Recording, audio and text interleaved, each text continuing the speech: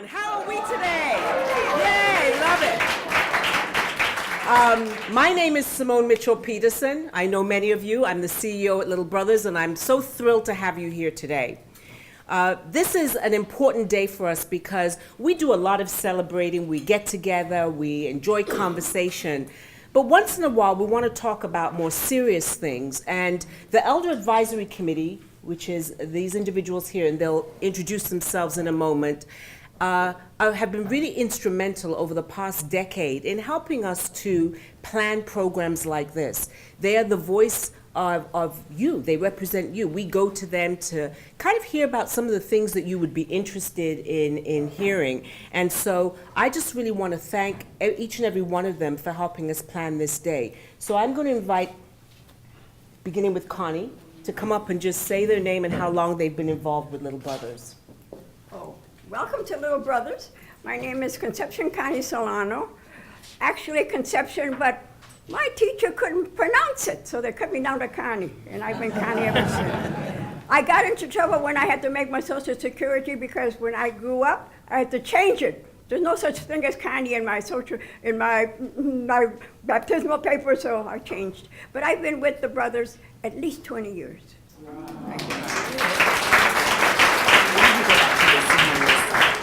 I'm Magnolia Jackson. I've been with the Little Brothers at least 12 years. And I feel that it's a great organization to be in, and we have a lot of fun, and we really enjoy it, and we hope you will enjoy this today. Good morning. My name is Bernetta Howell Barrett, and I've been a volunteer with Little Brothers Friends of the Elderly for just over 26 years.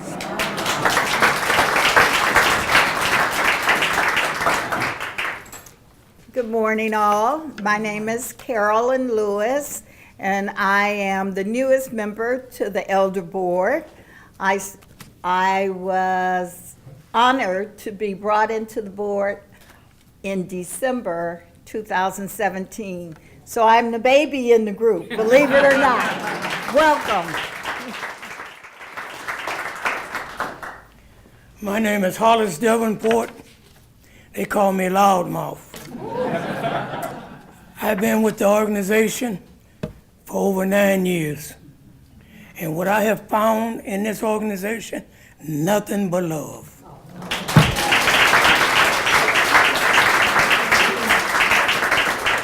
I'd also like to acknowledge way in the back Jacqueline Boyd, who is on our service delivery committee and connected us with Professor Johnson, so thank you.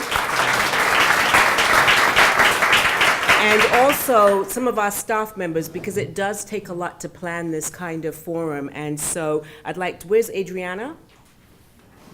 Thank you. Carolyn Manuka. And Ann Wahlberg. Where are you, Ann?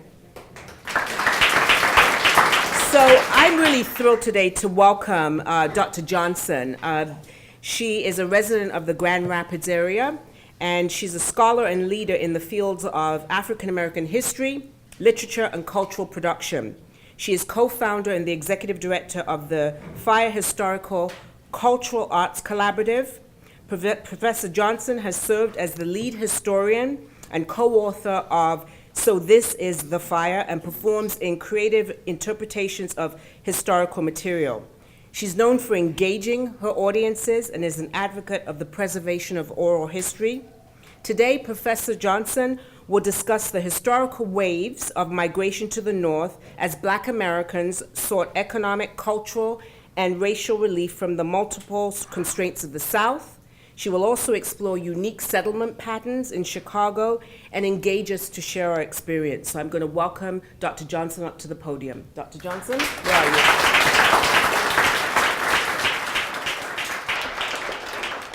So I'm going to try to use my speaker voice. Is that my teacher voice? Can you hear me okay everywhere? All right. I'm fifth generation teacher, so I should be able to pull something out of my hat here.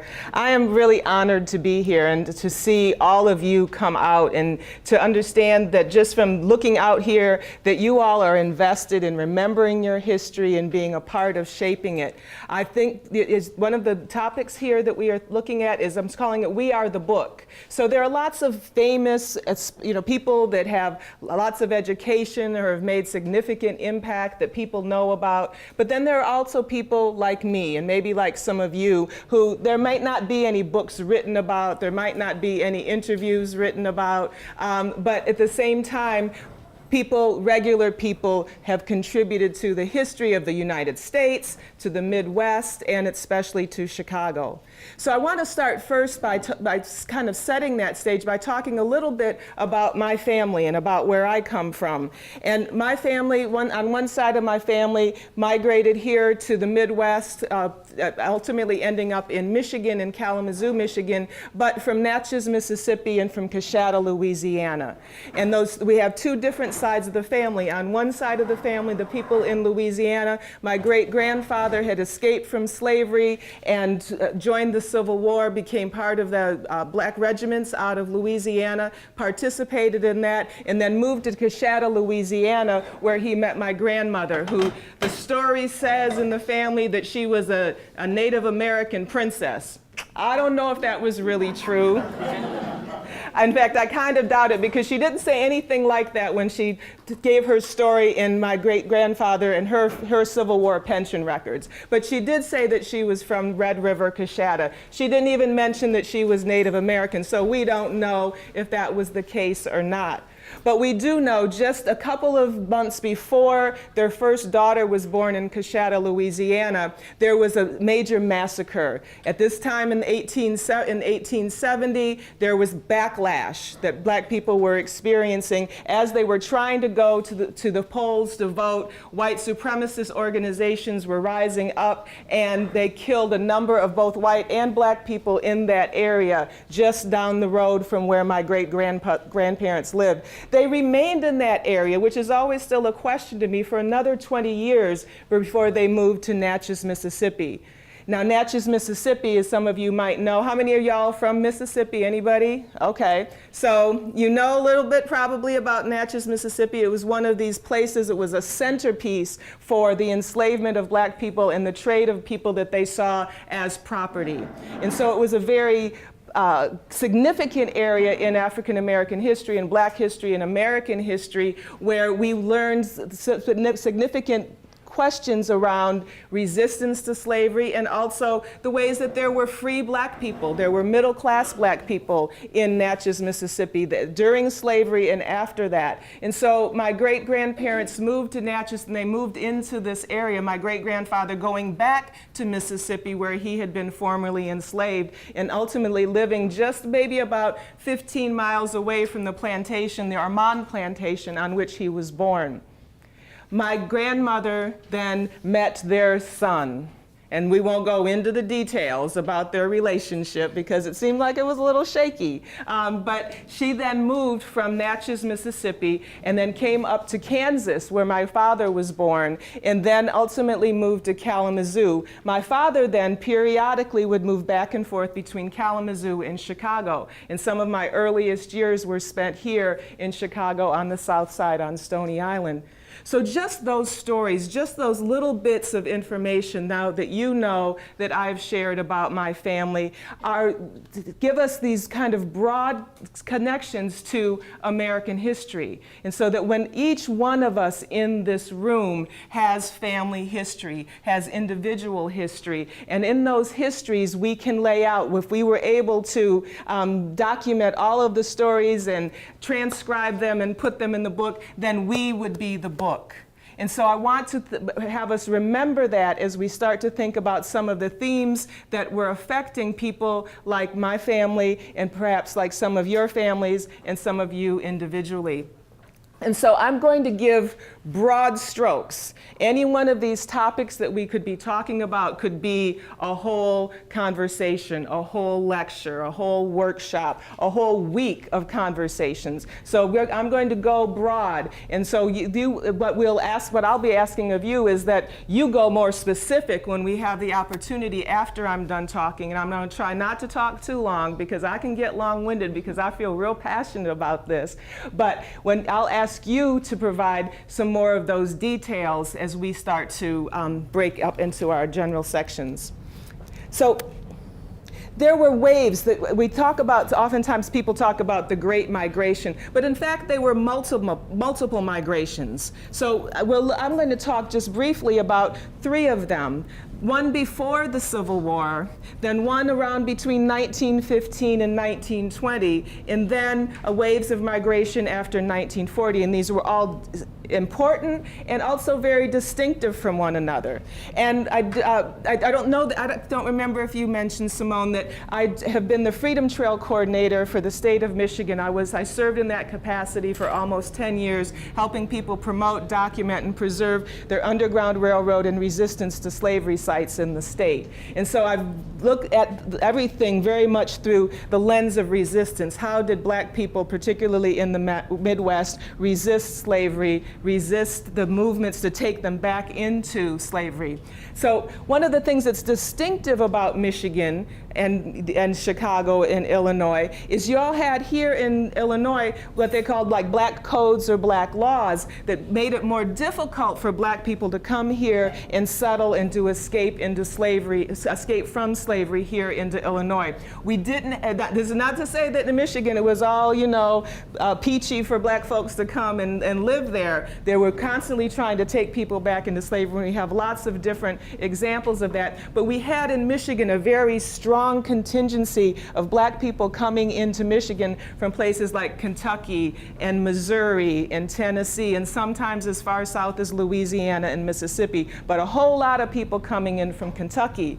What's kind of different here when we look at Chicago and we look at Illinois is a lot of the black people that were living here in Chicago were from places like Virginia and from North Carolina. They were from the eastern part of the United States, and they came here, many of them with 1 or 2 generations into their legal freedom. Many of them were not escaping slavery. Many of them, though, were escaping racism and the kinds of issues that free black people were experiencing in places like Virginia and North Carolina, because one of the themes we're going to see consistently is we do have a strong historical trajectory of white people not being really very excited about black folks having money, land, property, success, education. And so oftentimes what we're seeing any place where we have black people attaining those kinds of levels of success, we also see hostility, we see racial violence, and we see laws and codes that try to circumscribe and confine those black people. If they can't circumscribe and confine them, then they try to move them out. And we see that happening in places like Virginia and North Carolina as early as the 1840s and the 1850s and into the 1860s. So that by 1860, when we look at the census here in Chicago, very few people are coming here from the places that they come from when they're going to Michigan, like Kentucky, Louisiana, Mississippi. They're coming from this other very important and significant part of American history that sometimes we don't talk about. We always think black folks were escaping from slavery and that's how they got here from the North.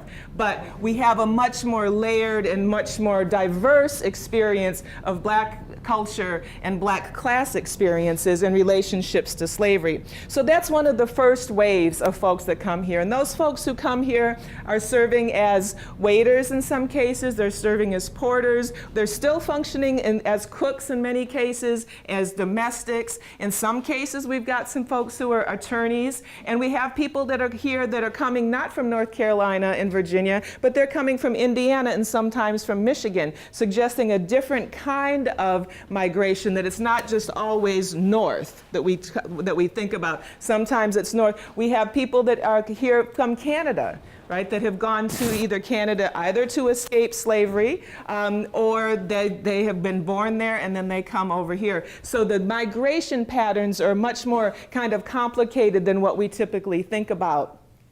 Then we have a next wave between 1915 and 1920.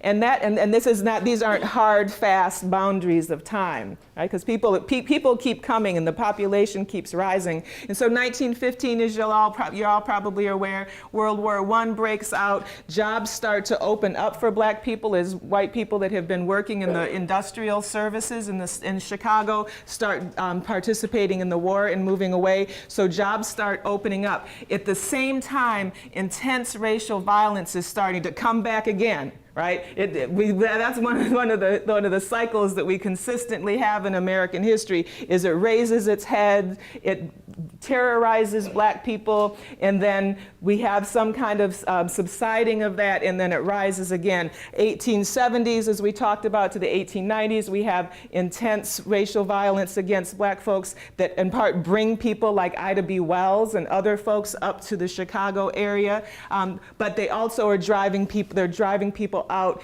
in 1915 and 1919, where we have another rising of lynching and the racial violence against black people that isn't only happening in the South. At this point, it's also happening here in Chicago, where people's homes, as they are trying to integrate communities in the South Side of Chicago, these folks' houses are being bombed on the regular. So it's not something that's just specific. In Michigan, a Dr. Albert Johnson, no relation, but Albert Johnson moves into the Jefferson Chalmers area in Detroit. Anybody from Detroit?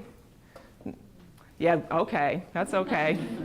You don't, but Albert Johnson, who had moved from Canada with his family, was a very well-known physician, very successful physician, had decided to integrate a community, this Jefferson Chalmers community in Detroit, and gets a series of letters, threatening letters from his neighbors saying, you know what's happening in the other parts of the country, and we don't really want to say that we're going to do what's happening to the other people in other parts of the country, but we will. He takes a different strategy, gets a lawyer and a private detective, and refuses to move, and they end up moving. But what these folks, the Stones, who live next to him, are referring to are these acts of racial violence, where people's homes are being bombed, like here in Chicago, where people are being lynched in the South, where people are trying to run folks out of their homes. And these are people who have achieved some level of economic success and education.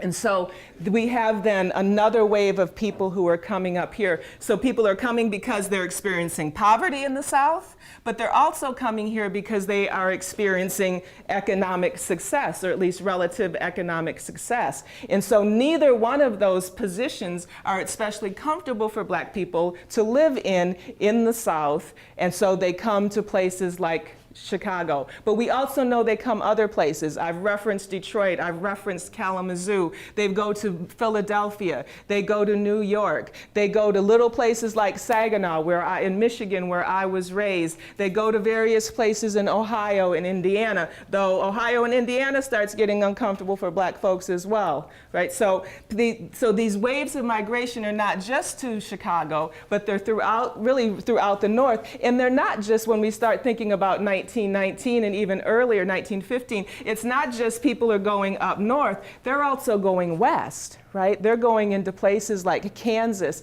and settling, like my grandmother did for a short time. So, my father was born in 1916, and so she was very much a part of that kind of west and then going back east migration. So again, it's not just this kind of straight north pattern that we think about quite frequently. And so she's coming, and other people are coming to escape the kinds of constrictions that people are experiencing in the South, and in her case in Mississippi, but other people are coming from other places as well.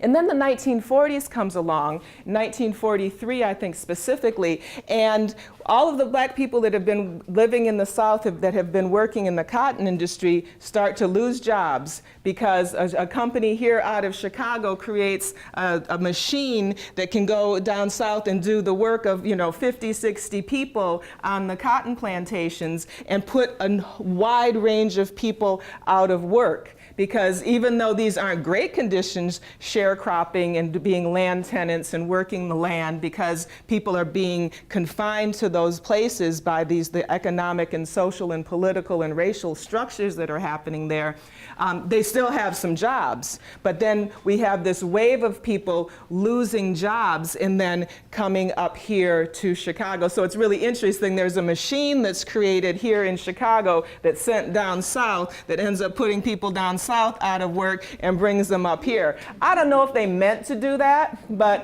it did serve that function.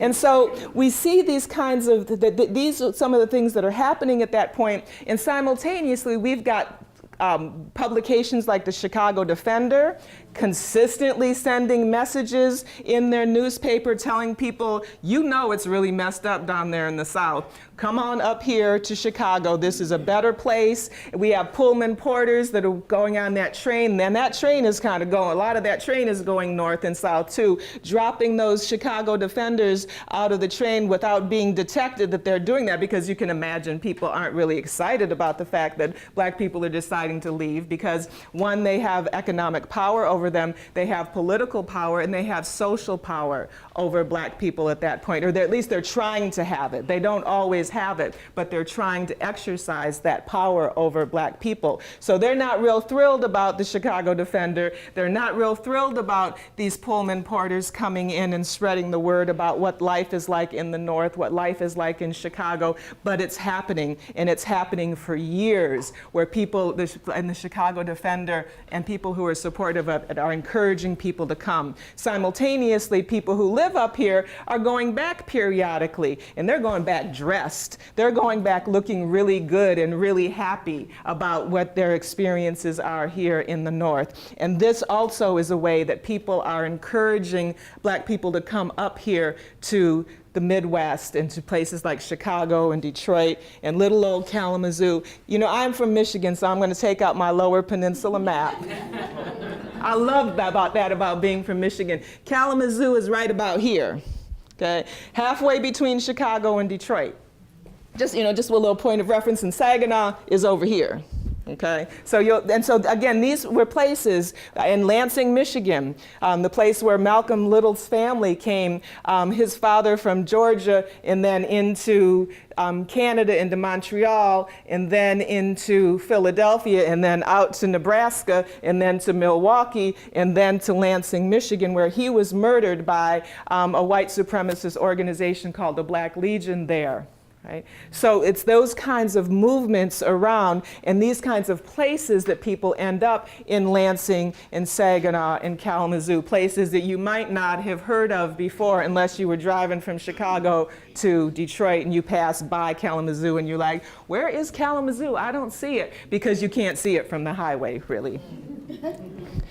But when people get here, they have a number of experiences, right? And some of those experiences are they're coming into limited housing situations, right? So because as this influx of people come into Chicago, there's not enough, there are jobs for folks, but there aren't places for them to live in. So we see these interesting patterns that happen throughout the Midwest, but happen especially here, where people are living together in communities of folks that they may or may not be related to. They're coming and they're living sometimes with their families. Women and men, but especially women, are exercising some kind of economic freedom because they have homes and then they have lodgers come and live with them. And so in these cases, then these women don't have to work outside of the home. They can stay in their home and have money coming in from these folks who are lodging from them. But still, and very often these are not very spacious conditions for folks.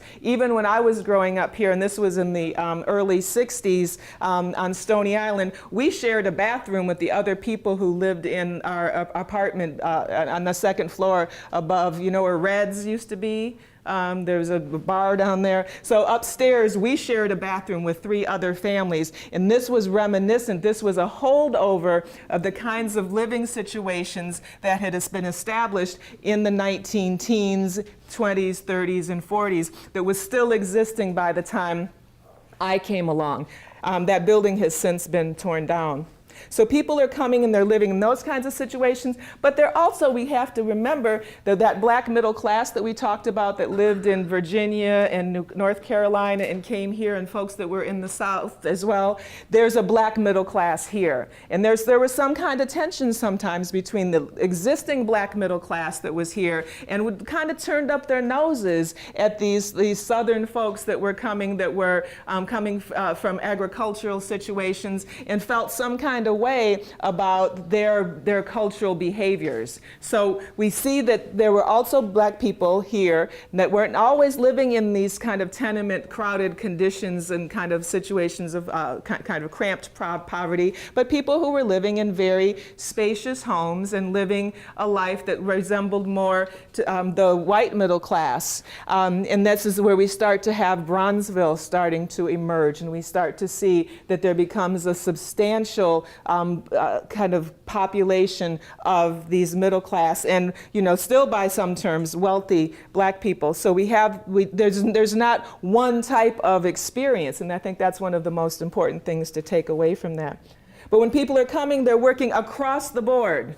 Right? They are attorneys, they're insurance agents, they are saloon and restaurant keepers, they're waiters, they're porters, they're domestics, they're working in the meat packing company. Waiters especially are significant, although that starts to wane away as white people and especially white women start to take over those jobs. But black men were significant waiters here from the late 19th century up until around 1909, where they start really pushing for some kind of labor equity. And so rather than getting labor equity, they start losing their jobs, and people start hiring white women to fill in this role. The other significant labor experience for black women were washerwomen.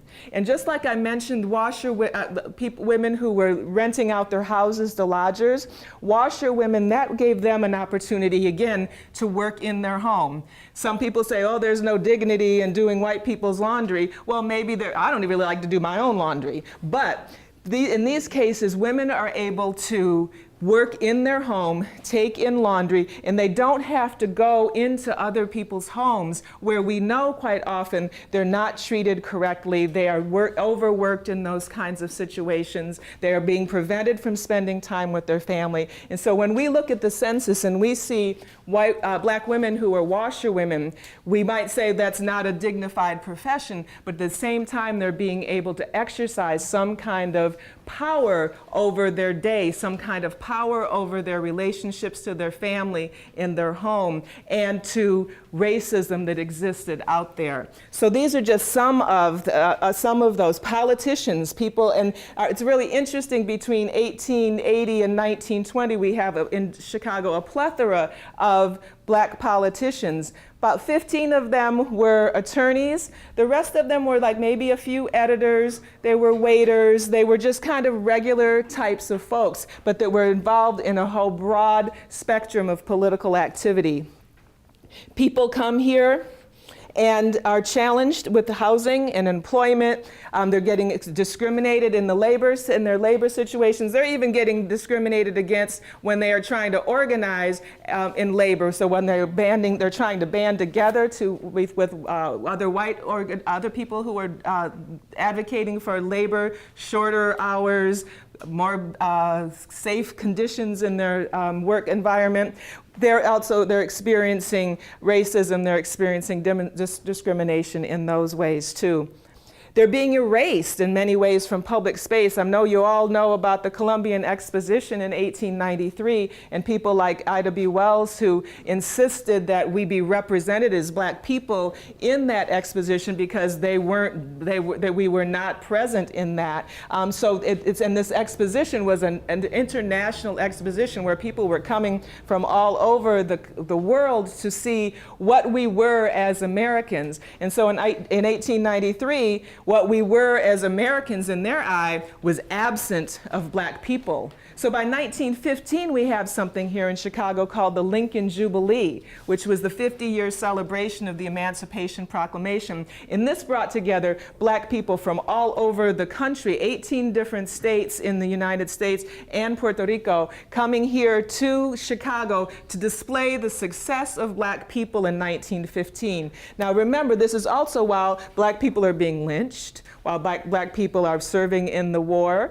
while black people are doing a number of things, but the 1915 Lincoln Jubilee was an attempt to show all of the accomplishments that black people had achieved across the country. And so there was a kind of a counterpoint to the absence of black people in a demonstration of who we were as a country and who we were as black people in the Columbian Exposition of 1893. People come here, they're entering into integrated spaces, segregated spaces, and those integrated spaces quite often are punctuated by violence. White people in Chicago aren't like, come on, we just would love to live next to you. This is, people's homes are being firebombed frequently. People's homes are being attacked. People are being called names. People, like Ida B. Wells' son would be harassed by the community members, the white community members that she lived around. So integration did not happen easily here in Chicago. And to prevent that, some of those uneasy relationships, oftentimes people just chose to live in segregated environments because, one, their family was there, they knew people from the South that lived there, they had already established a community, and they had a sense of safety. They had their own businesses, and so sometimes people chose a relative sense of safety in segregated environments rather than to face these kinds of experiences of intense racial violence. I want to jump because I told you I can get long-winded, and I've been thinking about this a long time. There are organizations that provide assistance, women's clubs that get established, the Alpha Suffrage Club gets established by Ida B. Wells, the NAACP, Ida B. Wells was a part of organizing that. There are libraries and housing developments, politicians are all coming forward. The National Equal Rights Society is established here in Chicago as ways to help black people. The Urban League starts to emerge to help people make these adjustments to being here and to be able to access power and to be able to access economic, political, and social power in a community that is not all the way ready for their presence here.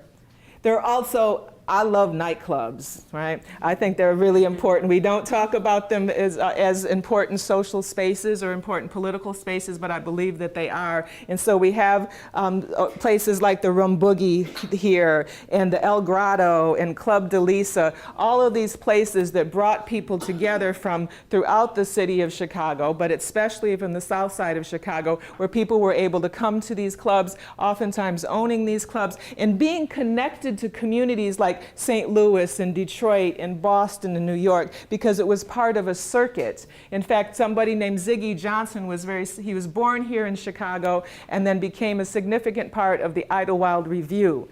And so Idlewild, so we have nightclubs and black resorts that were very significant, and people in Chicago helped fuel those resorts and fuel those nightclubs. And I'm going to take out my map one more time. The Idlewild. How many of you have heard of Idlewild, been to Idlewild? I have. All right. There's a couple. I want to hear more about that. But Idlewild up here, kind of northern Michigan. See, if somebody over there has been there, so you know. One of a number of black resorts in Michigan, Idlewild being like the pinnacle of black resorts, where people like Jackie Wilson got started, the Four Tops got started there, Della Reese started at Idlewild. Started as early as in the 19-teens, where it was established for very elite black people like Charles Chestnut, Zora Neale Hurston spent some time there. The very wealthy, well-to-do black people would go to Idlewild and resort because we couldn't go other places, and so they would come to Michigan. Now, it wasn't easy to get to at all. It still isn't especially easy to get to Idlewild, but this became a significant place of entertainment and resort and community, and it brought black people together in Idlewild from places like Detroit and Chicago and Saginaw. In fact, one of the person who ran the Idlewild Review and had the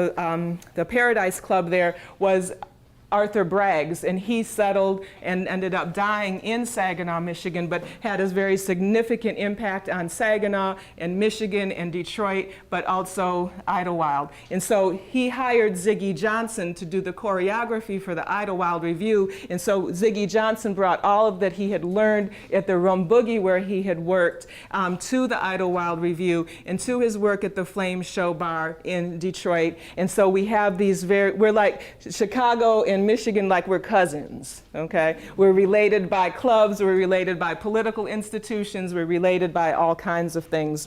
And so the Idlewild was one of those resorts. Also Paradise Lake. Anybody been to Paradise Lake? I said it was going to be my last time, but it really isn't. Down here in the southwest Michigan in Cass County, another significant black resort where people came, especially from Chicago, but we had other ones. We had Eagle Lake in Michigan. We also had along the St. Joe River, around Three Rivers, another place. Yeah, I'm going to go to this table when we're done, okay? But these were places because they weren't those same kinds of places and spaces for people here in Illinois. So people came to Michigan to resort and connect and disconnect, to connect with other people and their families and themselves, but to disconnect from the urban experiences and the struggles and all of the things that we need to get away from as regularly as we can. So I'm going to stop it here because I still think the most important thing is that we hear from all of you. So I went around to your tables and I asked you to select a piece of paper, and you all did that really well. And I believe that you have not looked at it. What we're going to do with that is there's a question on each one of those pieces of paper.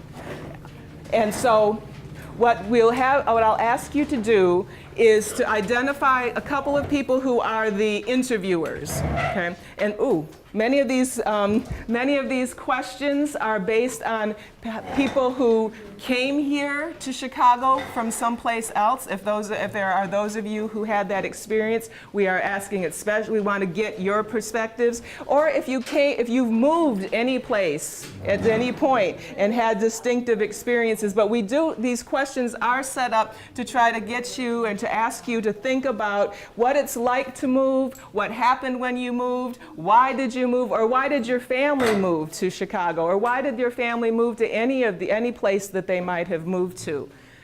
What were some of those experiences? What kinds of organizations helped? What did your neighborhood look like? How did your family influence your experience? What kinds of social clubs? Has anybody got the Idlewild question? Okay, can I take it and put it over here? And trade that out. If there is nobody at your table. I went to Idlewild. My grandparents. Did you go to Idlewild? Okay, you keep that. You keep it. Yep. Oh yes, Baldwin. You keep that one. Here, pick another one.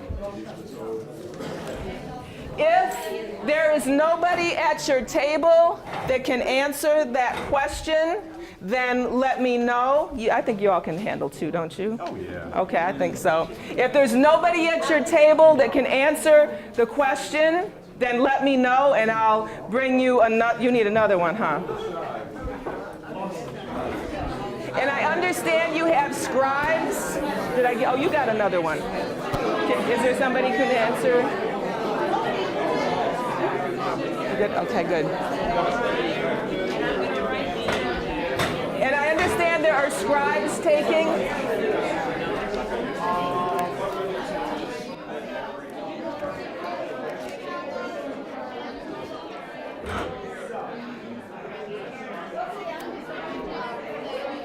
Anybody, you got people who couldn't answer this question? Okay,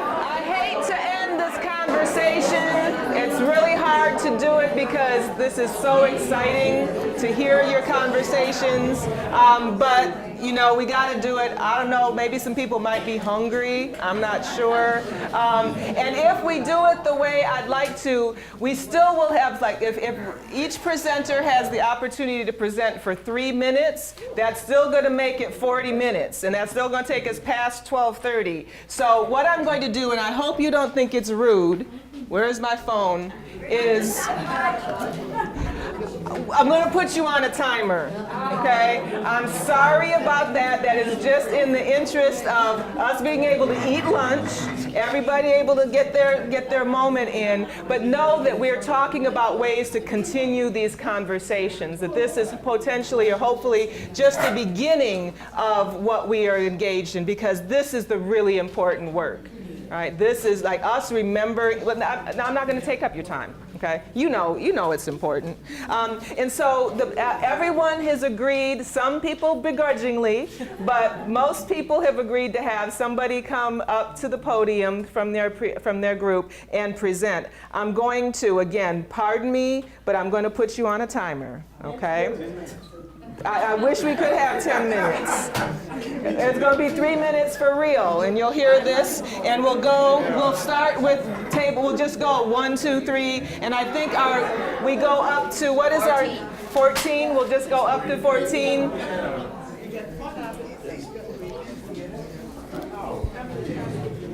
And he's very, very nervous, y'all. Yeah, I'm shaking. I'm really shaking. Well, you know what? One of the questions was life before the North. Let me explain, and I also want people to participate. One of the problems with life before the North was, first of all, Jim Crow South. Okay, and then we talk about sharecropping or tenant farming. And I don't know if you guys, a lot of seniors, I'm sure African Americans know about strange fruit. Can anybody tell me about Strange Fruit, written by Billie Holiday, and what that meant? Strange fruit. Yeah. Yeah, strange fruit was about when they were hanging people, and that strange fruit on the tree was people that were being lynched. Okay, and that was sung by Billie Holiday. I'm going to keep going. Another term that came up also was picnic. Who knows about picnic and what it really stood for? Picnic. Okay, we'll discuss that later. Anyway, inspirations and decisions to leave. Let's talk about that. A lot of times they left, African Americans left for a better way of life. What was going on down there was incomprehensible in terms of lynching and in terms of no opportunities. And what used to happen when they were down there, when many of them would walk down the street, they would have to cross over and keep their heads down. This is during Jim Crow law, okay? And they came here, as she was saying, because they had jobs here, manufacturing.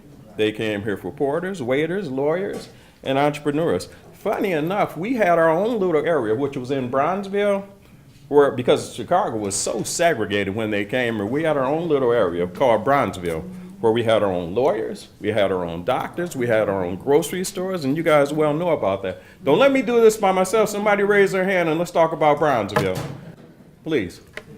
Yeah, Bronzeville was segregated, but we all had to live together, the doctors, lawyers, and everything. You lived in a radius of, it became the second largest Negro city in the world in the 40s. The black metropolis was 7 miles long and 1.5 miles wide. It stretched from 22nd Street to 63rd. From Cottage Grove to Wentworth, we all lived together. Doctors, lawyers, immigrants, everybody. We lived there together. We could not live anywhere else. Now, one other thing too, we had to prioritize what to bring. Many of us left at night because that was the safest time to leave. And also, who are familiar with the Negro Motorist Green Book? And what was that? The Negro Motorist Green Book was for hotels. It was for restaurants. The only place that we can go to because of Jim Crow law. Okay? And that's what we use as we traveled at night. And many of the things that we brought with us was literally the clothes on our back because we had to leave at night. That's it. Hey! That's it.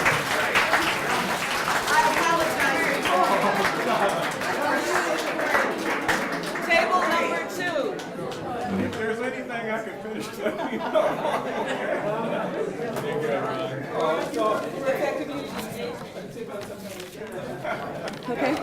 Okay, my turn, Ron. Okay, table 2, we have no African Americans at our table, but we had some great discussions. Connie was helped by the Catholic Church. Our question was, what organizations helped you or your family settle in Chicago, your new neighborhood or home? So Connie did say St. Agnes Church and the South Side did help a lot of Hispanic people come. Blanca told wonderful stories about her coming from Honduras here to look for her grandfather, who was born in New York, went to Honduras, married the grandmother. He was hoping to find gold there and come back to New York to get machineries to take to Honduras to get the gold, and then Honduras said no. So he buried the machinery so no one else could use it to dig the gold. That was wonderful. Mona happened to know Mrs. Burroughs, who founded the DuSable Museum and roller skated at age 85. And just a little blurb about the Sisters of St. Joseph, which I am. You can see us, we're the ones that look like we got bibs on, our habits. They marched in Selma with Martin Luther King. And when they renovated our mother house in St. Louis, they found, when they took the carpet off, they found doors, trap doors in the floors of these beautiful wooden floors. They lived really close to the Mississippi River, so they do think that they were part of the Underground Railroad, but nothing is written about it. So that's our table. Thank you. Look at that. There's with a minute and a half left.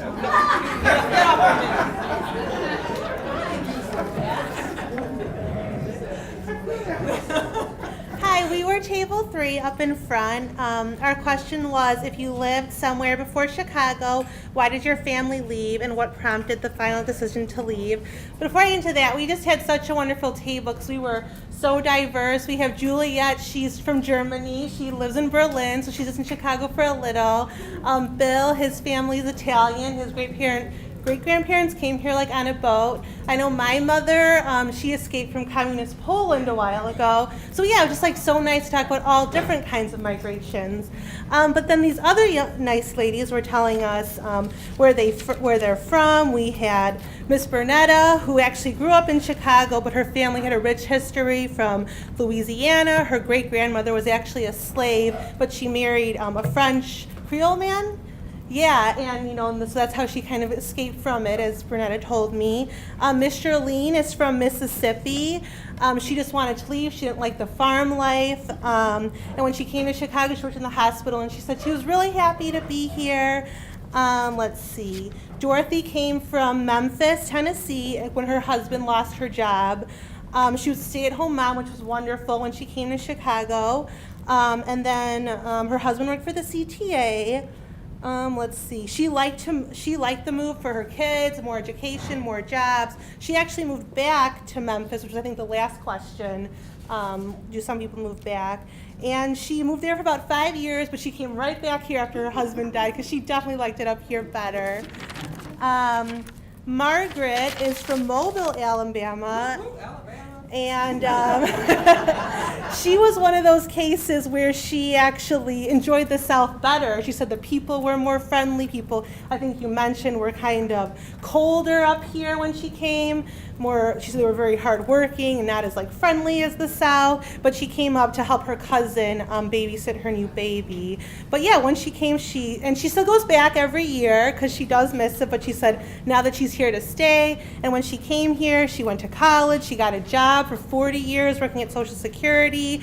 So yeah, it was interesting that some people were really happy to come up here, but some, like Margaret, weren't. And yeah, so it was interesting to learn about everyone's background and why they came here. So yeah.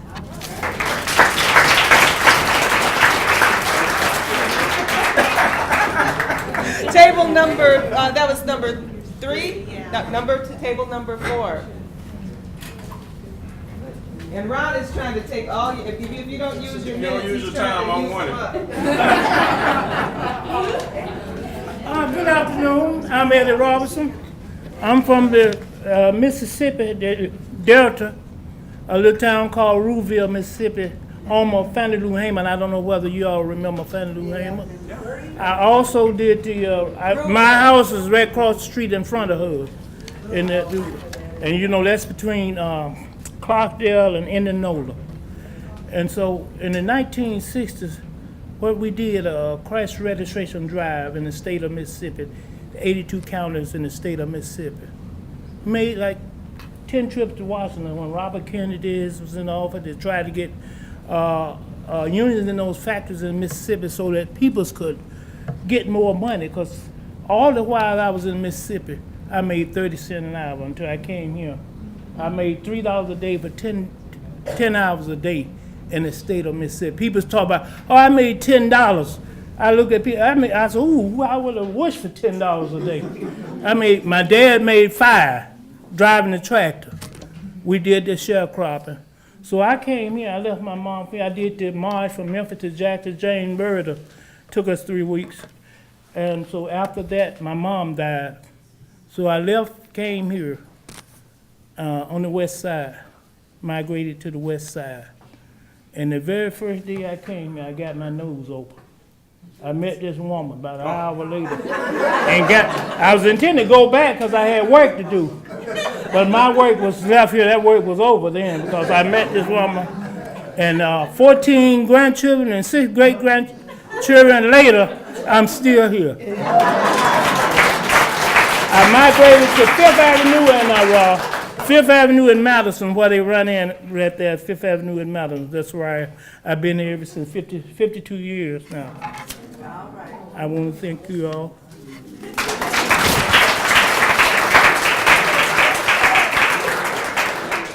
Okay, that was group number 4. Oh, they're ready to go. And you didn't want to come up, and you all right here. Hello everyone, my name's Evelyn from Table 5, and our question was, what kind of jobs did your parents, grandparents, or you have in Chicago? What do you know about what your ancestors did or experienced in the workplace? And actually we have a really interesting table of gentlemen who all had different jobs. We have George, who came from Arkansas, and started working in a restaurant in 1963, and he was grilling, and it was a restaurant with that his brother-in-law owned, so it was working with family. So his experience working in the restaurant was a good experience, other than being careful what you said to customers. He was treated really fairly. We have Lee, who worked in the steel industry. And actually at the steel industry, they provided education for their employees. So he did mechanical engineer, and he also went to school for interior design that the steel industry, paid for him to go to school. So when the steel industry went bankrupt, he was able to fall back on that job for interior design. So, and we have Ben, who worked in City College in the mailroom, and this was in 1989 to 2007, and he never experienced any racial issues. And for all of these jobs, for these gentlemen, their workplace was pretty multiracial, so they never really experienced any unfairness, and they enjoyed what they do. We have Owen, who actually, his grandmother, she lived in Idlewild, and she washed clothes for a teacher, and she was making pretty good money, and out of that she was able to build her home. Oh, wow. So, thank you.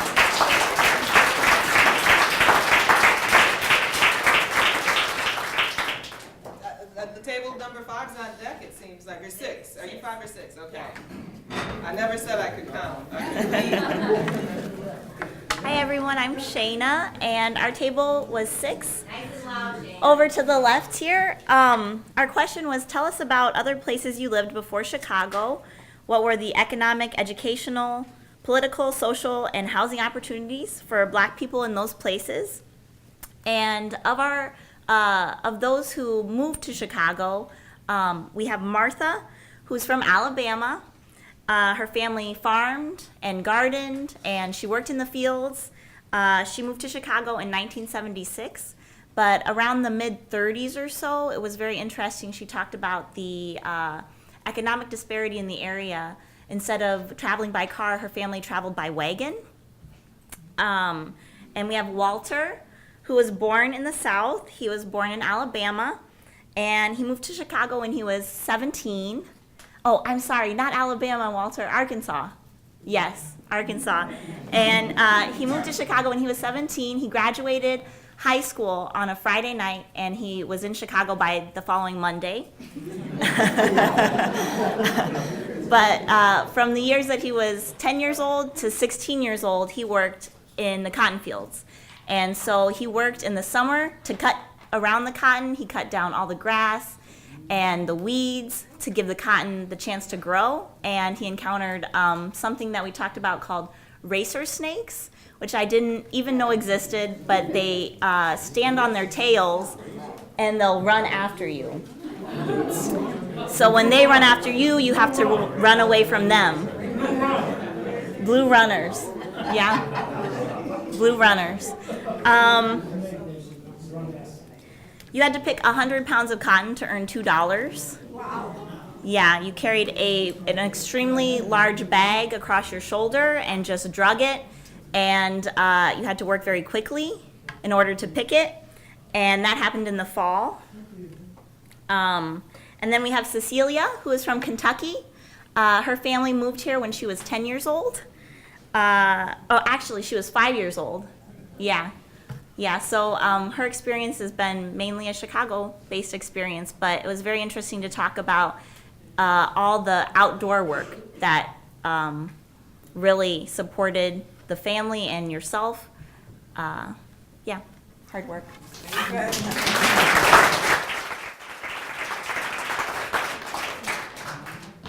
Group number 7, right?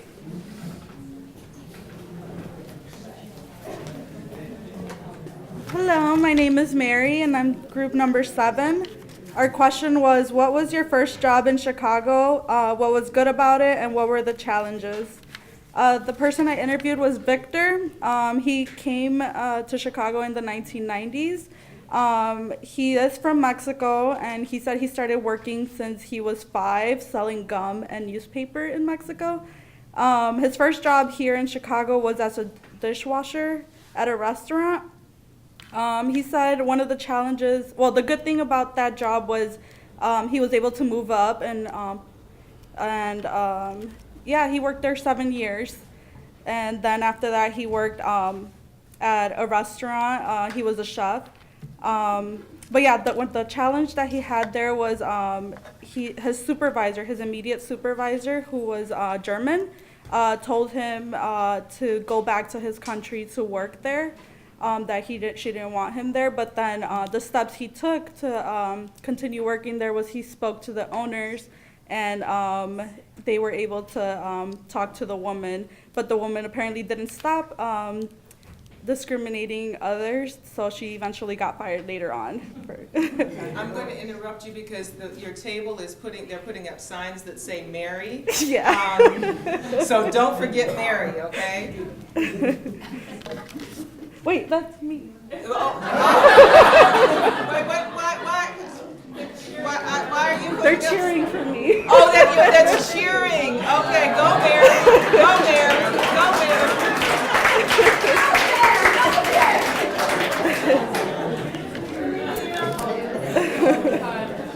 But yeah, that's it. Thank you.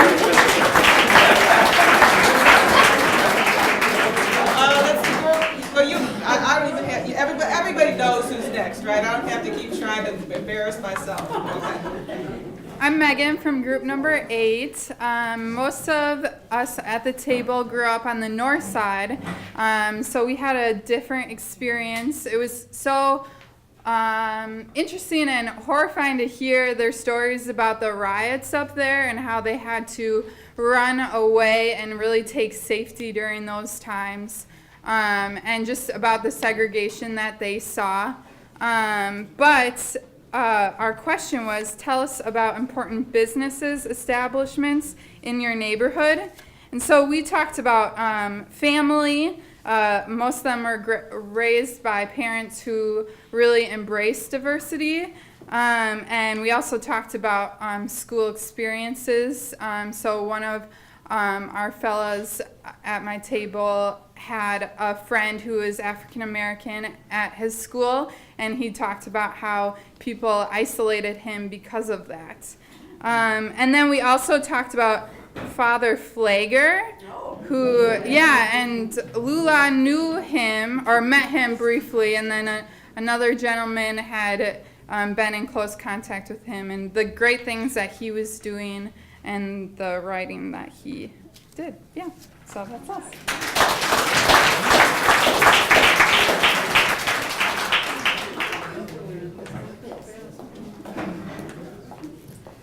Hello, my name is Adriana, and I'm from table number 9.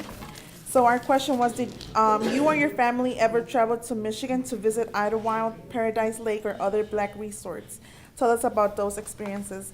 So in my table, we had Glenda. She had, as a little girl, she was 10 years old when she traveled there. Well, actually, her grandparents lived in Michigan, and so they were very close to the resort. She went there with her, I think her aunt was that she went there with.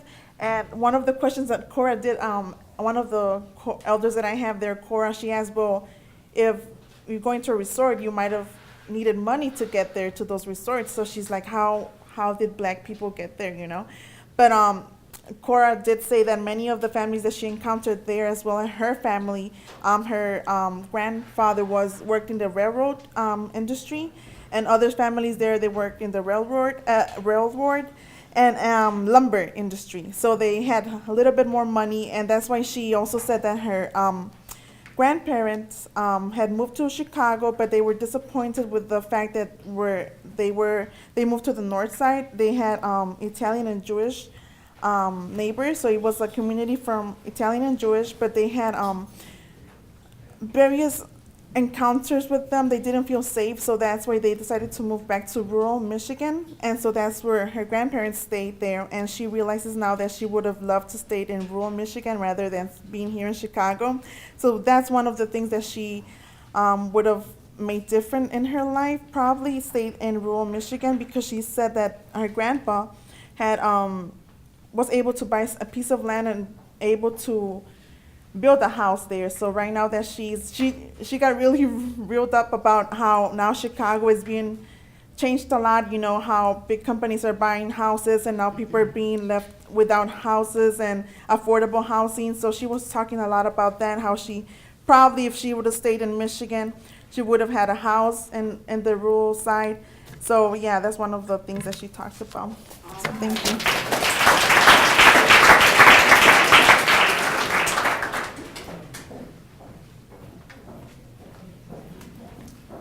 That was 9, right? I'm 10. Okay, I think that was 9. I'm Jackie, and our question was about what organizations were a support to when your family moved. We were a small but mighty group of 4 folks with very different experiences, and nobody's experience was quite in line with the story of the Great Migration. It was a lot about family motivated moves. You know, a husband got a job here in Chicago, or there was just more opportunity, and so the whole family moved to this area. But what we talked about was more than organizations, it was about the community institutions. So places like churches, schools, neighbors, folks that were in the area that were actively building and supporting new residents and being part of that community level of support rather than formal organizations. So that was, well, the highlights were from our group.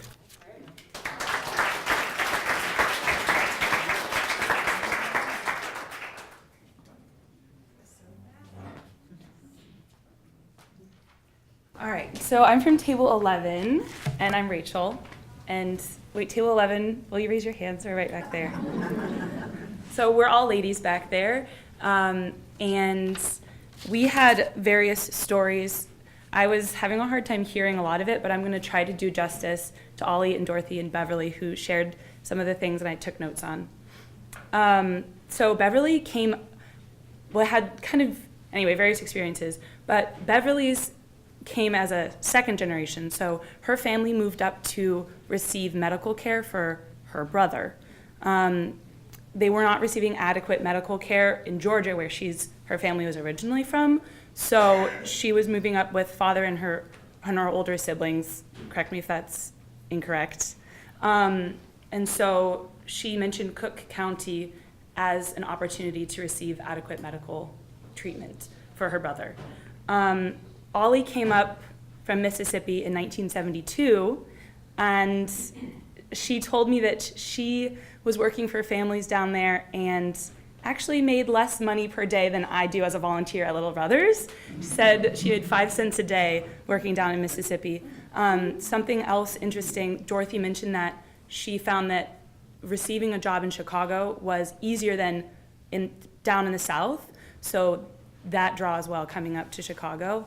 And another theme that I noticed is that traveling down south for family reunions, for Ollie to visit the now not as young gentleman that she helped to raise down there. That is a trend that I noticed going down to the south to visit and coming back up to Chicago. This is your guys' fault that I'm standing up here because they voted, no one else wanted to get up here. But so this is on you guys. And I think that's about all I wanted to say, but I was very honored to be a part of the conversation.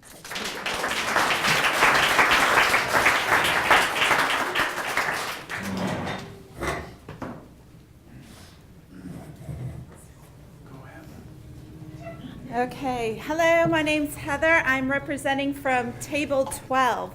Their question was, did you relocate with family or people from your former community? And actually, we had a universal occurrence where all of the individuals at the table did not relocate to Chicago. Their firstborn, basically, generation here in this Chicagoland area. I was honored to interview Hollis, Sadie, and Kalila. And Hollis's family hails from Georgia and Mississippi. Kalila had both of her family came up from Mississippi, her parents. And then Sadie, her mom's from an Indian reservation and her father is from Arkansas. What was interesting is they are all part of that second migration movement at the end of World War I, so in the early 1920s. And the group that migrated up was immediate family, except Kalila's father was a solo act. He came up on his own once he heard about the opportunities up here. The interesting thing was once we got to conversation, what we actually shifted our theme about was more kind of I would say, community.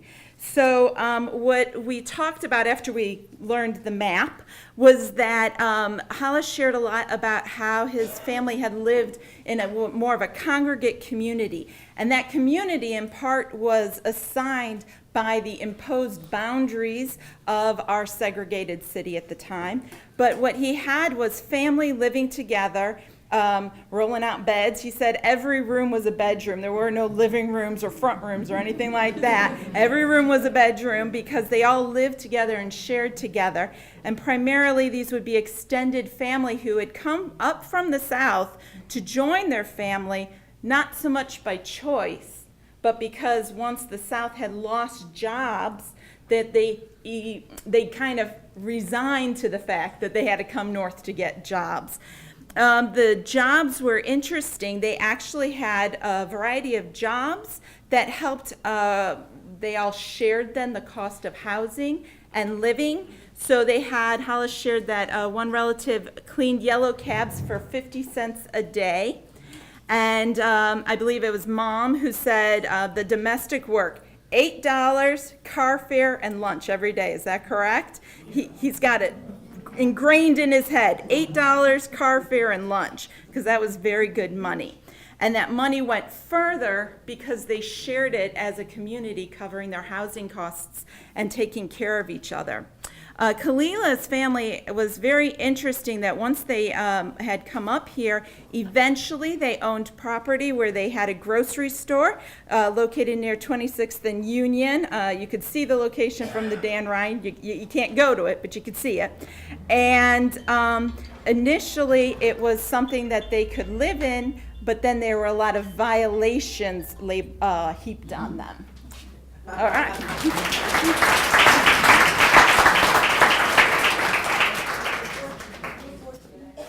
Hello everyone, I'm Tonu and I am from Table 14 over there, aka the Bronzeville Bunch, because literally half of us are from Bronzeville.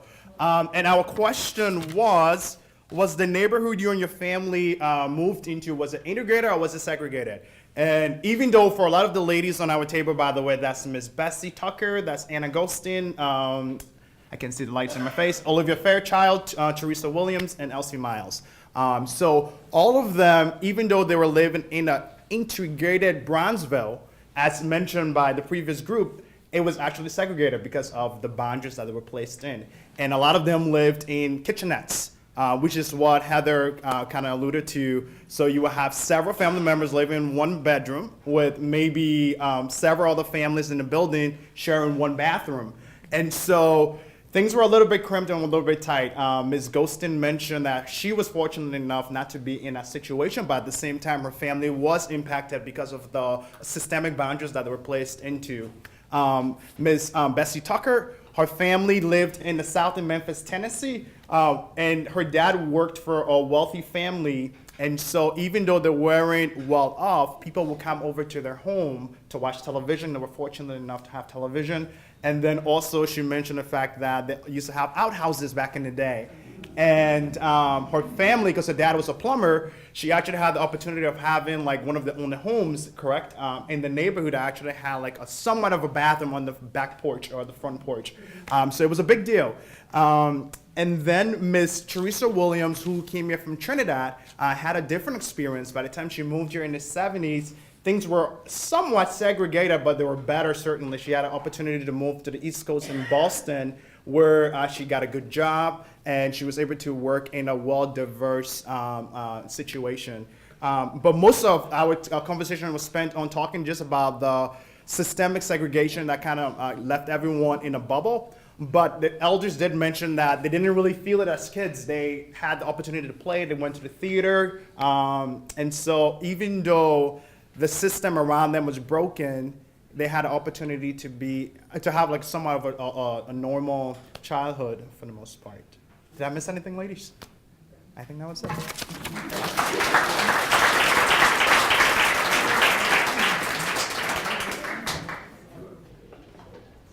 Is that it? Wow.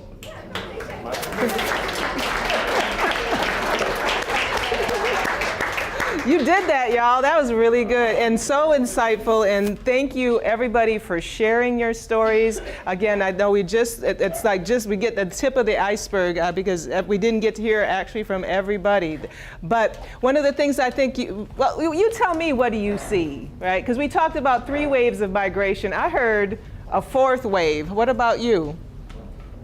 That 60s and the 70s, right? A lot of folks came here again in that time period. And so this is something that historians don't necessarily talk about. And it seems to be significant enough that we need to talk about that and talk about how it's distinctive from maybe some of those other waves and what's special about it, but also what connects it. So thank you so much for participating. Thank you for having me. And I hope that we get to do more of this.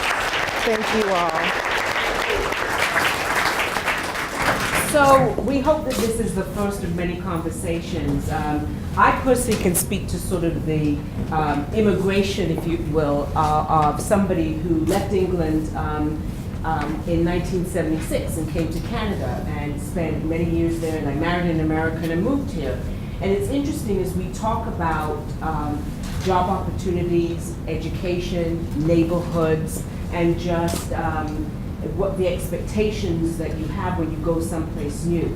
I find that having reflected on looking at the 3 waves of migration that you've talked about, I can relate to many of those because there are similarities. And whether you are from the West Indies, whether you're coming from England or you're coming to Canada or you may be coming from Mexico to the United States, I think that the challenges that people face and the decisions that they make are often come from the same sort of genesis, the same place. And so I'm hoping we'll have more conversation. I wanted to ask Jacqueline Boyd, who really was very helpful in helping us plan this, to come up and sort of close our program, and then we're going to have lunch. Jacqueline.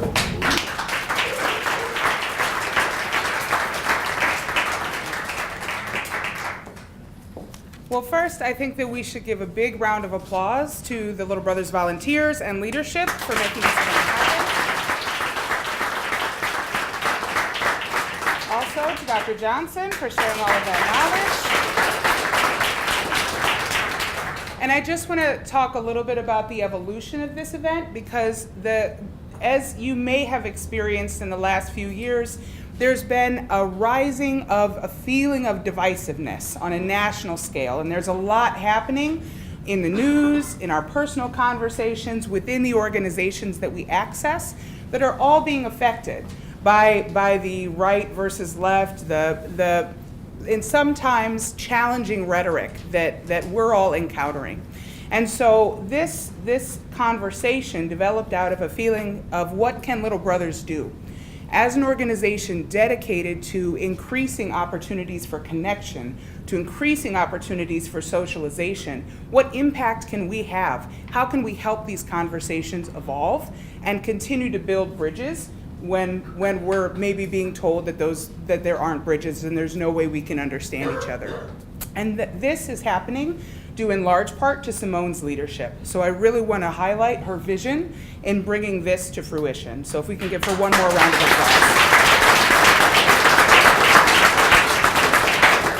She is the person that said, I think we need to take a step back, look at our history, appreciate our personal experiences, and understand the ways in which we still continue to come together and change the world together. You all in this room are shapers and keepers of history.